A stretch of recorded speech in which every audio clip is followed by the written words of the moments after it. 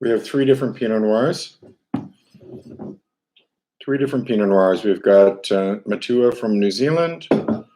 We've got Chateau St. Jean, not Chateau St. John, as you might want to say, and Leyda from Chile.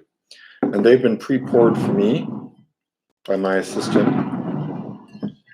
So I have three glasses, and I don't know which one is which. 1, 2, 3 of them. And I have the results here in this top secret results, which I'm not allowed to look at. So I'm going to do a quick review. As you can see, it's a nice sunny day today, hence the crazy lighting. I don't have a professional studio. So I'm, as I normally do for these wines, I'm looking at them, I'm smelling them, I'm tasting them, and it's a combination of those things that'll give me my reviews and my opinions on the wines, which I prefer. So this is the first one here on my left, and all of the wines are like typical Pinot Noir, quite light in color. It's difficult to say. The one on the left is actually very slightly darker than the others, but the others are quite that pale cherry red kind of color. So I'm not worried too much about the appearance. They all look fine. So I'm going right to the nose. That has a really pleasant smelling, attractive cherry nose. Like bright red cherry nose. Not super ripe cherry, but more just ripe, perfectly ripe. The second one, interestingly, seems to be a little bit of pétillance, like a little fine bubbles in the glass, which is kind of interesting. Nose-wise, it's a little shyer than the first one, so that means a little quieter, not as forward a nose. There's definitely some fruit there, but I would say it kind of leans more to that mineral-y type nose, kind of reserved. Whether that's a clue, really, I'm not sure. But definitely not nearly as fruit forward as the first one. The third one,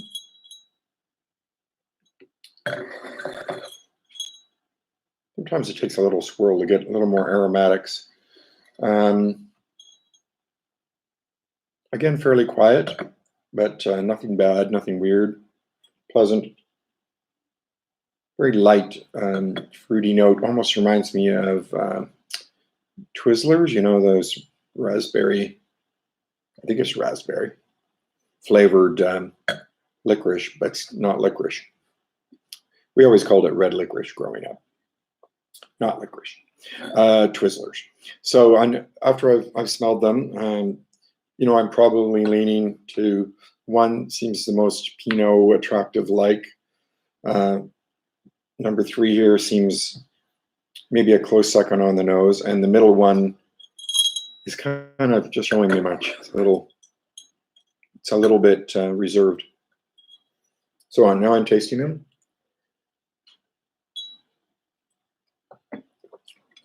First one, medium light body with typical Pinot. Kind of juicy. Definitely has a fruity character. There's also a bit of an underlying, I'm going to call it herbal note, or it's almost like rhubarb or kind of an unripe fruit. So it's almost like a sweet and sour wine, if you know what I mean. Sweet and sour sauce. The second one, the more I look at the second one, it's quite pale. Again, I'm really getting that mineral kind of closed, maybe lightly sulfury note.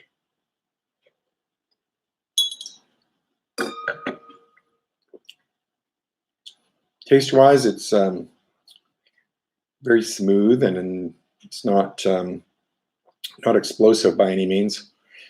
Good acidity though, and pretty good weight actually for a Pinot. Drier actually than the first one. The first one might have a touch of residual sugar, or just could be fruitier. It's hard to say sometimes. The second one still, you know, I'm looking. I'd love to see more fruit in it, but it's, you know, it's a decent wine. It's good. It's clean. I definitely would say most people who know their Pinots would guess it was Pinot in a blind tasting. The third wine, which I'm calling the Twizzler wine, still has that really forward candy, red fruity nose.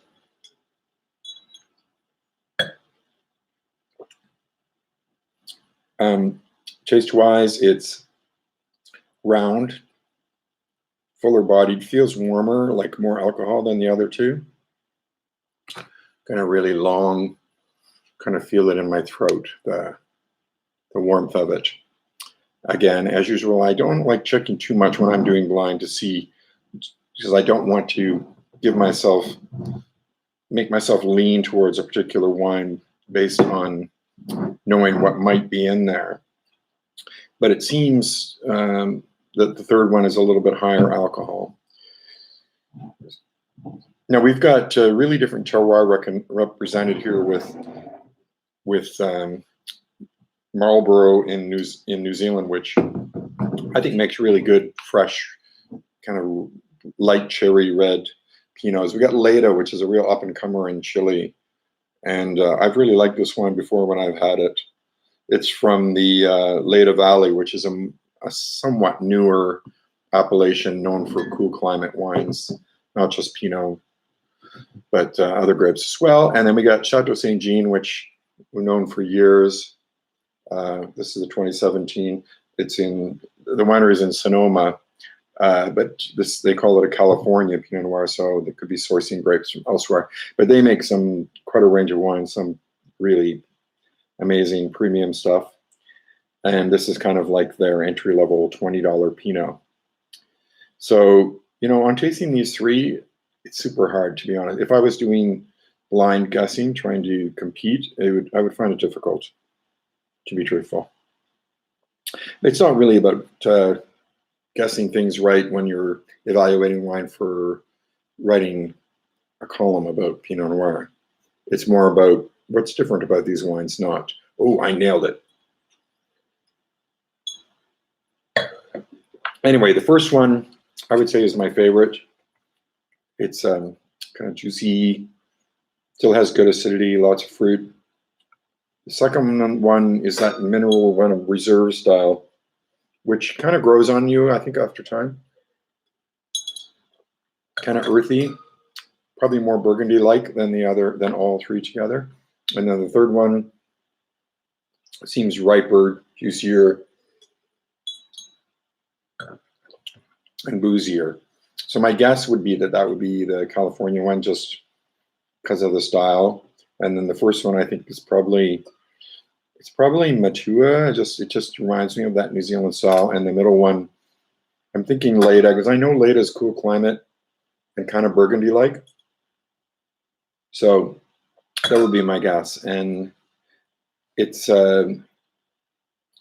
difficult to say. You know, I wouldn't bet money on my guesses, but I'm just going to look here and see what the secret message says. So the first wine is actually the St. Jean. So there you go. So I was mixed up. And you know, I have actually really liked that wine before and written about it, but it's been a while, so I didn't recognize it. Anyway, great Pinot for $20. Other two are very good too. This is the Matua, as it turns out, which I thought was more fruit driven in the past. It could be vintage related. And the third one that has more kind of a full texture to it is the Leyda. Again, I'm as usual in these things. It's about having a selection of good wines and then just noting the differences so that when the customer reads the review, they can pick the style that maybe suits what they want or what they're eating for supper that day or for Easter, which is coming up. Anyway, so that's another little tasting, and I'll do another one probably next week. It's kind of fun to do it, and I need to do it anyway to keep my taste buds working and to get material. So that's the end of today's tasting, and we'll see you next time. Cheers. I'm ending.